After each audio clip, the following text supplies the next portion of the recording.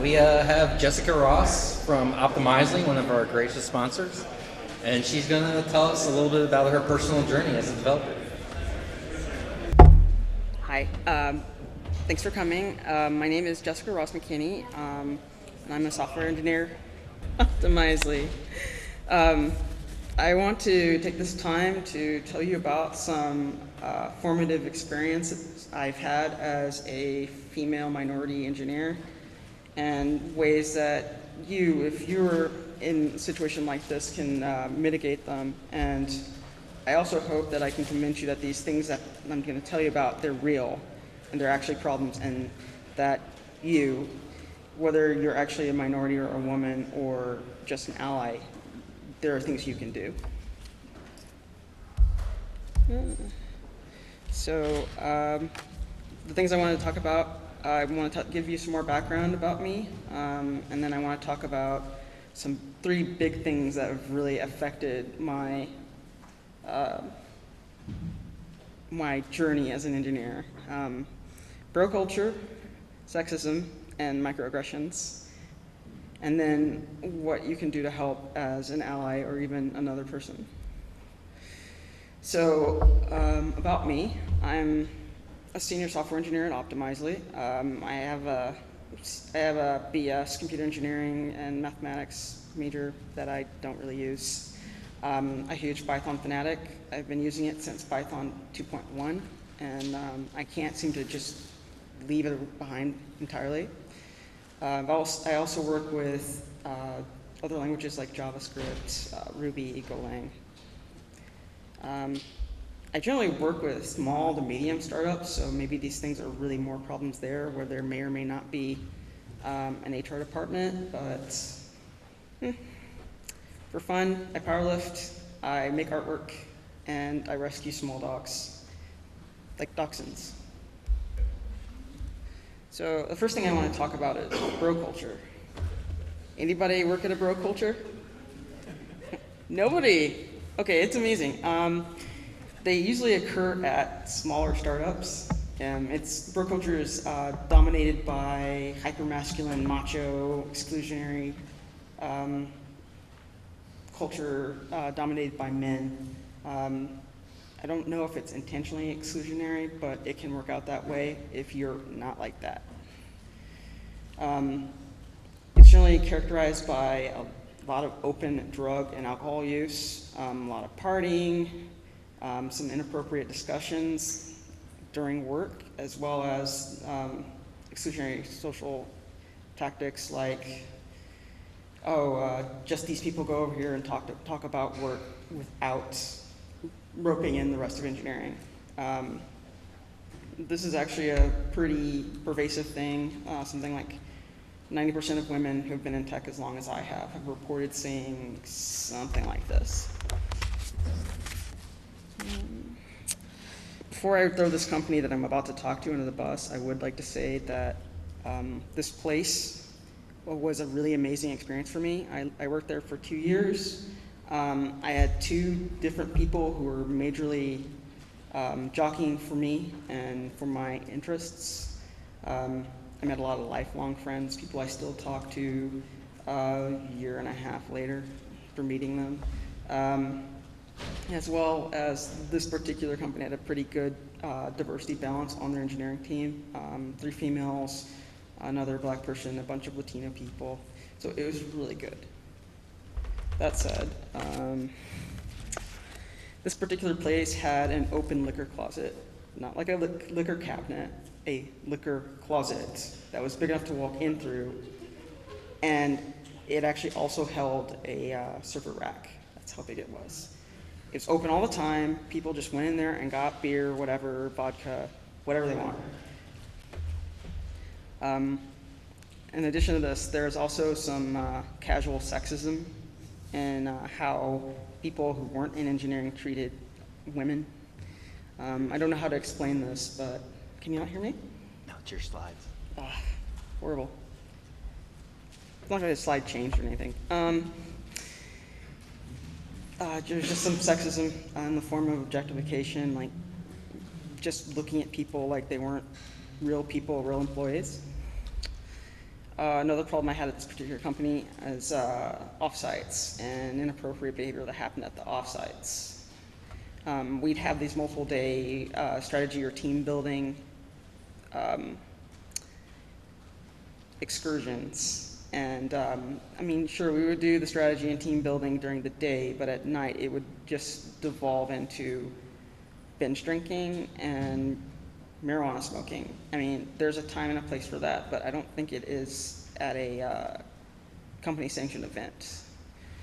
The same place also had Christmas parties in buses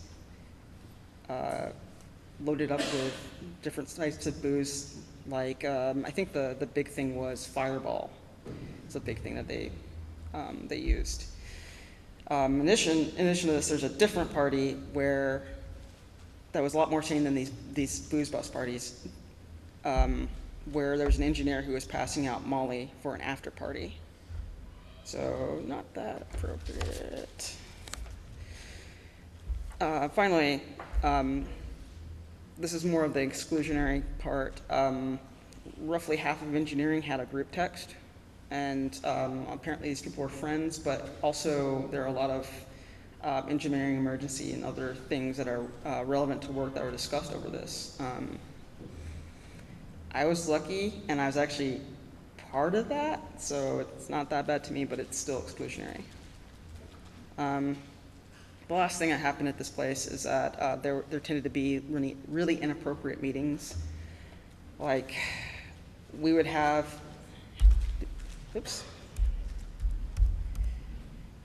we would have an official engineering meeting, and we would talk about what we're going to talk about, and then we'd BS afterwards, and the BS would kind of turn into talk of things like sugar babies or hookers, and the company was mixed. Like, there were 3 women in this, and so that was extremely uncomfortable. Anyway, I was kind of complicit in working here because I didn't really try to stop much of anything except for that last example. I also picked up a lot of bad habits. Like, I noticed after leaving that job, I drank a whole lot less. So anyways, if you're in this sort of situation, what you can do is you can call out this inappropriate behavior whenever you see it. I mean, it might be difficult to talk to somebody who's at a higher level of you, who like supervises you or something, but it really needs to be known. You can talk to other leadership, like go up higher than the person who's doing the inappropriate behavior. Big thing you can do is not participate in the broiness, like I did. And advocate for more women and minorities in leadership. These sorts of things tend not to happen in places where there are alternate perspectives on things. Does that make sense? So another thing I dealt with is a lot of sexism, being spoken over, having my ideas stolen right after I state them, some questions about my competence, as well as being referred to as aggressive while doing behavior that would get a male labeled as assertive or a go-getter. Stories. So there's a particular person at another job that I worked at who would talk over me all the time. And then when I was able to get a word in, I would talk, and then there would be silence, and then he would rephrase what I said, and then everyone would agree. It was really, really bizarre. I had to talk to my manager to understand that I wasn't just in the Twilight Zone or something. It was actually a thing. What I ended up doing, actually, I'll tell you about this other thing. As far as being assumed to be less competent, I remember there was a person who I'm going to refer to as M who attacked every design decision I made. He blew up all of my PRs, and sometimes he was right because he's actually an excellent engineer, but oftentimes I was right, and it just didn't need to be a thing. And another example of that is I was working on switching a bash script to being a Python script, so it was much easier for other people to read. I got buy-in from other engineers on my team about how to do this, and so I submitted a PR, and that particular person said, "This is a good start, but why don't you write it in pure Python?" It was a script wrapping pgjump and psql. Like, why would I do that in pure Python, right? So I handled all these differently. With the guy who was attacking all my decisions, I ended up making an effort to know him as a person and let him know how I felt in ways other than what I showed when he would do this to me. I feel like that worked out really well because he's a human being and a great engineer and also really fun to play board games with. With that other guy who used to talk over me, I ended up leaving the company because he never really accepted that he was a problem, and management didn't do anything about it.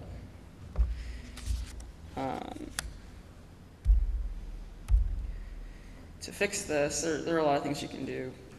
Just let people know how you feel is probably the biggest thing you can do.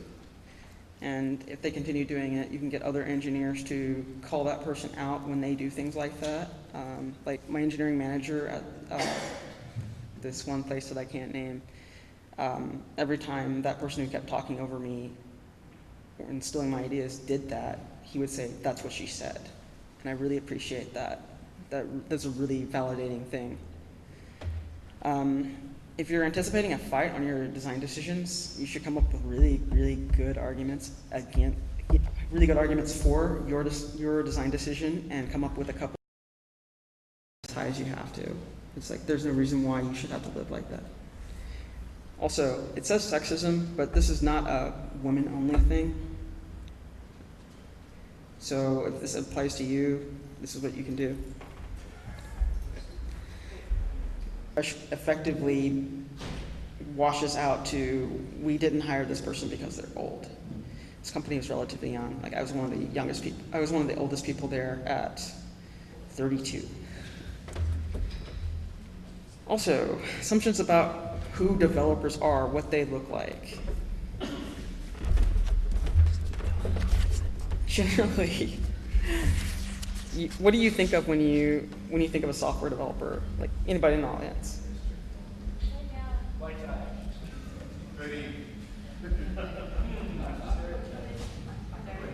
Yeah. So a dude, white or Asian, nerdy, gamer, things like that. And that's just not the universal. Just not how developers are as a whole. Like, this is a picture of my husband. He looks like a developer. No one ever mistakes him for not being a developer. People see me and they think I'm in sales or marketing because black women don't go into software development. I don't know. To get rid of this, there's really not a lot to do because it's implicit and people are often unaware that they're doing this. Even I am guilty of these things sometimes. So if you see this, you can call out that behavior and let that person know this is not appropriate. This is what you said implies. This decision seems kind of fishy. And then you can educate others about the fact that implicit bias exists. I think that's really important. Like, even I'm guilty. Finally, I'm going to talk about microaggressions. Microaggressions are kind of everyday, minor slights, insults, things like that are sent to women and minorities. This could be things you say, attitudes you have, decisions you make. So I have a really white-sounding name, and I have a really white-sounding voice. Like, people will generally, when they hear me on the phone, there have been a couple times I've come into interviews and the person who's interviewing me is taken aback by the fact that I'm not white. And that feels really bad. I don't know. Another thing that's happened are multiple times I've heard people say we should hire the most qualified in response to being told about diversity initiatives. What do you guys think that implies?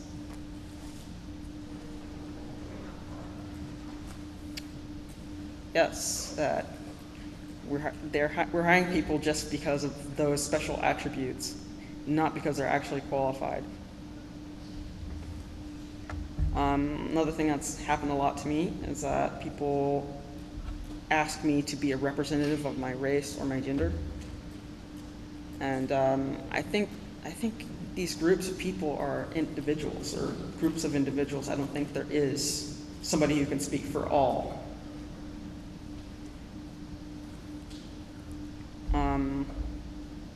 Similar to hiring the most qualified person, there are occasionally questions about how someone got their job. Like, if you're the only woman on an engineering team, why did we hire this particular person? I bet there's a more qualified dude. Finally, there's some heterocentric things that people do sometimes, like ask about hypothetical opposite sex partners or kids when there are people who don't have opposite sex partners or kids. And it kind of implies that you are not normal because you're not in a relationship like that or you don't have kids.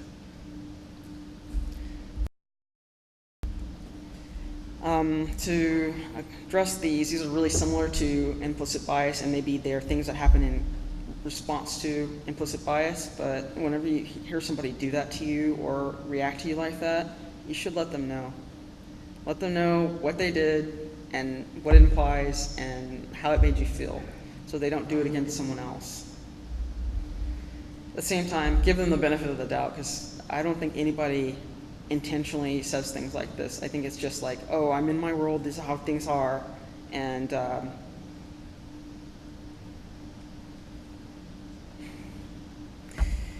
I'm going to say this in response to how I see things.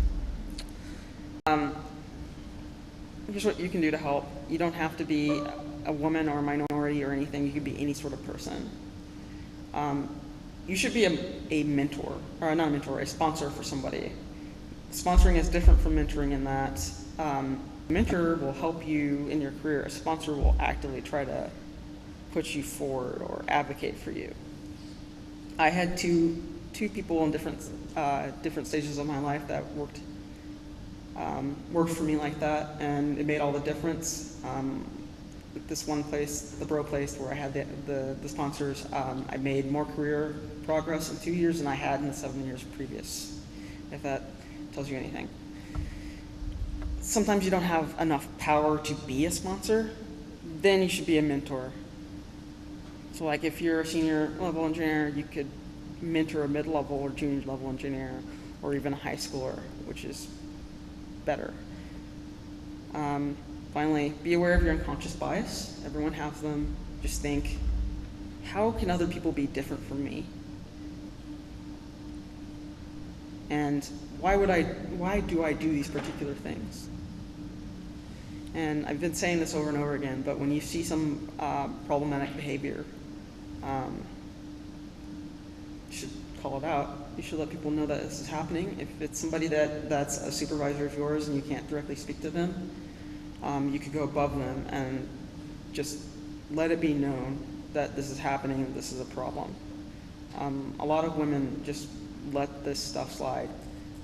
I let this stuff slide for a long time, just because women are socialized not to stir the pot. That's basically all my talk. I left some things out, but that's okay.